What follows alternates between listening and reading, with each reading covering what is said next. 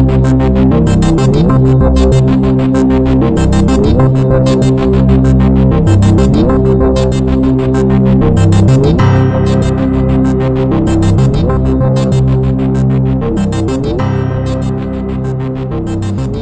and welcome to the 5th episode of Season 12 of the Dark Money Files, in which we shine a light into a murky world. I'm Ray Blake, and with me is my co-host, friend and business partner Graham Barrow. Hello, Graham. Hello, Ray, and if I may say so, it's been a while. It has, Graham. I got caught up in a war, I'm afraid. Well, see, I mean, as excuses go, Ray, that's not a bad one. As I understand it, you were in Lahore when things kicked off this month between India and Pakistan, weren't you? Oh, yes. In fact, I was sitting in the departure lounge at Lahore Airport, clutching my boarding pass when things kicked off and the airspace was suddenly closed and the airport evacuated. Well, I've got to say that is closer than most of us ever get to a war. And I'm sure I speak for everybody when I say that we are all glad to have you safely home. Well, that's kind. I'm glad to be back, but I'll happily return to Pakistan and India any time there aren't active hostilities. I love being in both countries. Well, fair enough. But I think we ought to get on to today's topic. But just a word before we do about Risk Alert 247, which continues to support this podcast.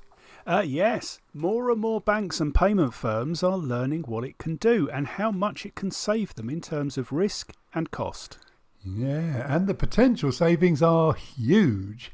If you're onboarding or managing UK corporate client relationships, Risk Alert 247 is really worth looking into. Get in touch and we can arrange a short online demonstration of the system in action with live data. No mock-ups or special demo versions, the real live system that's working for firms today. That is right, Ray. So, today I thought we might revisit an area we looked at a while ago about the role of trusts in obscuring beneficial ownership. Okay, and what, pray, occasioned that thought, Ray? Transparency International published a new report on property ownership through trusts, which highlights some important risks. I thought we could share the key points. Well, that's a good idea. It actually reads quite sensationally, doesn't it? And a good example of that, Graham, is the second paragraph of the report's summary, which says this. Through open source research, we found over 170 properties worth £2.5 billion bought using suspicious wealth and owned via complex trust structures. 138 of these, valued at more than £2.1 billion, were bought in the last 15 years. These properties have ties to sanctioned individuals, politically exposed persons from high corruption risk countries, and individuals facing corruption-related charges or allegations. This could be the tip of the iceberg, they say, with at least 236,500 properties across England and Wales owned by trust structures, worth at least £64 billion. Oh. Now, that is a lot to think about in that one paragraph, isn't it, Ray? Well, I mean, I'd say so. But I think it simply puts numbers to a phenomenon that all of us in the industry in the UK probably recognise. Yeah, but the trusts angle is new, though, isn't it? Yeah, it is a bit. Transparency International notes that traditionally the tool of choice was offshore companies based in secrecy locations. Yeah, didn't the first Economic Crime Act in 2022 put the mockers on that, though? Well, to an extent, yes, Graham. But as Transparency International notes, this was easily sidestepped by using trusts instead. Now, in UK law, there's a key reason that these can go under the radar, and that's because trusts don't have their own legal personality. Property and assets owned by companies are legally held in the name of the company, but that's not the case with trusts. The legal owner of trust property is the trustee. And if you see the legal owner of property held by John Smith, there's no obvious way of determining that John Smith holds it not for his own benefit, but as trustee on behalf of a trust entity, its settlor and beneficiaries, none of whom will be identified in the ownership records. Now, that seems like a glaring gap. Yeah, and Transparency International say it's being exploited, enabling people to invest suspect wealth into the UK economy and evade sanctions. We'd probably best make it clear that this isn't only, though, a UK issue, hadn't we? That's a good point, Graham. Transparency International in this report is only looking at the use of trusts to conceal UK property ownership. But this typology works internationally too in many jurisdictions. OK then, let's keep that in mind, but continue with the UK focus. Now, Ray, you mentioned some roles there, trustee, settlor and beneficiary. Can you remind listeners of what roles they play in the trust? Of course. It all starts with the settlor. This is the person who contributes money or assets and creates the trust. So in the case of illicit funds, this will be the person seeking to disguise them, right? Yeah, or in the case of sanctions evasion, this will be the chap who's actually sanctioned. They're going to hope that by wrapping a trust around the property, they can conceal its origins and ownership. And they may well be right. And we should point out, for the sake of fairness, that there are also female-sanctioned individuals, but it's easier just to keep our personal pronouns. I have to tell you, Graham, most of them are men. I was going to say, however, if you do the analysis, 90-some-odd% of them are probably men. Anyway, the trustee's job is to manage the assets and the trust arrangements, isn't it? Yes, it is, but not for the benefit of the settlor, who would usually have to waive all rights to the property for the trust to be effective. Rather, the trust is now for the benefit of the beneficiaries. Well, who else? Well, quite. The beneficiaries might be family members of the settlor, of course, or other associates, and this might mean that the money, although seeming to have been placed beyond the settlor's use, continues to be available to him or her one way or another. Gotcha. So we're back to this issue, aren't we? That John Smith's name as owner in the land registry doesn't tell you about the existence of the trust ownership that this represents. Yes, we are. Transparency International notes that it's only very recently that the UK has had a public register of trusts, and that the register we have now is far from perfect. And the report lists a number of quite high-profile individuals who seem to have used this to their advantage, doesn't it? It does, Graham. Do you want to list a few of them for us? I will, but before I start, excuse my accent, it won't be perfect. But there is Alexander Ponomarenko, former owner of Putin's Palace, a luxury, and I do mean luxury, property on the Black Sea coast, thought to have been commissioned by Putin for his own use. He was revealed to own a £61 million apartment in London and a number of properties in France through a trust arrangement. The French properties had been frozen, the UK one hasn't. That seems odd. It's not a unique case, Ray. There's also an £8.3 million mansion that is owned ultimately by a trust linked to a sanctioned Putin ally, Igor Komarov. There's no freezing order in place on that one either.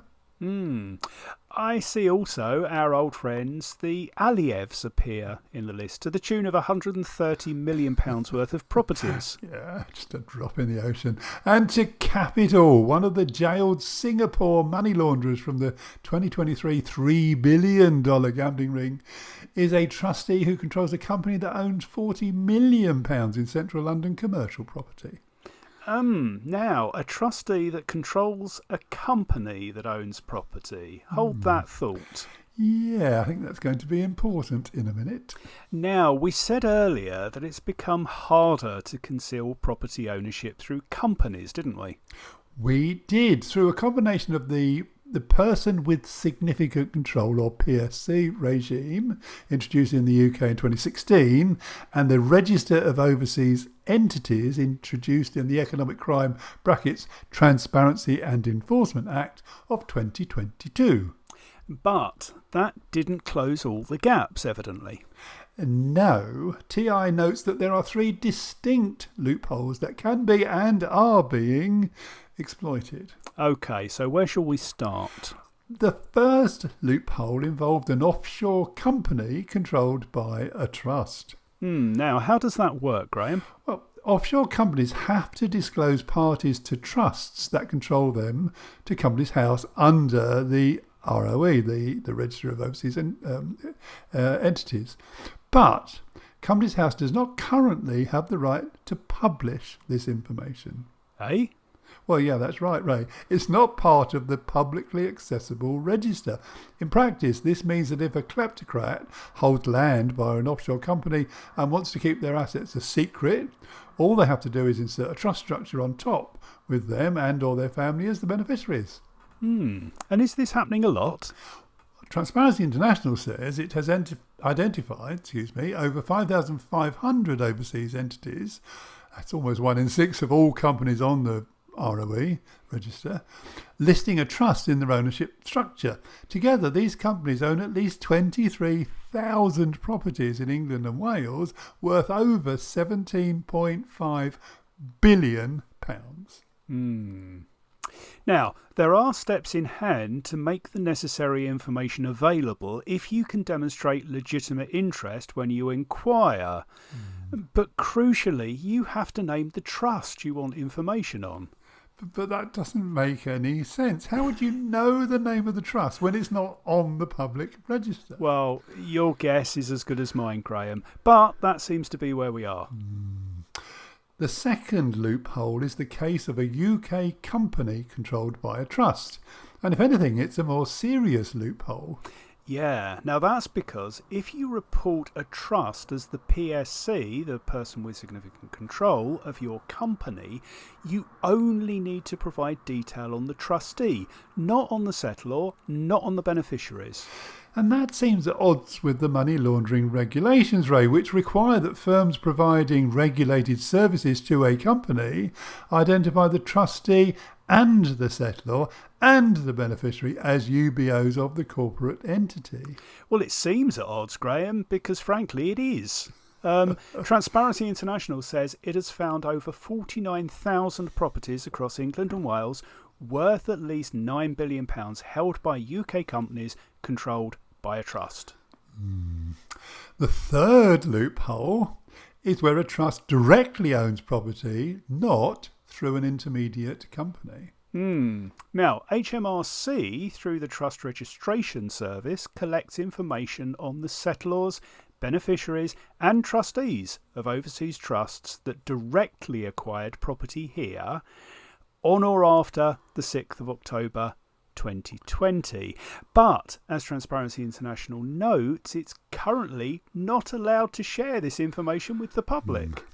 And of course, HMRC does not hold data on trusts that acquired land prior to 2020. No, and not only that, but we have a legitimate interest test on getting information from this register as well. Applicants must demonstrate their involvement in investigating money laundering and that the information requested would advance an investigation. And even if that can be demonstrated, Transparency International says there are still big issues. HMRC can take 8 weeks or more to process requests with no meaningful feedback or appeal mechanisms for unsuccessful applicants. Applications can fail for several reasons, including the information not being held, the trust being an overseas trust, and the trust not being identifiable. And as an investigator, you might have to wait 2 months to have to go back to square one. And if you do get a successful response, which TI, Transparency International, suggests is rare, the data gives insufficient detail to be of use for investigating financial crime, merely confirming information you already knew via other sources.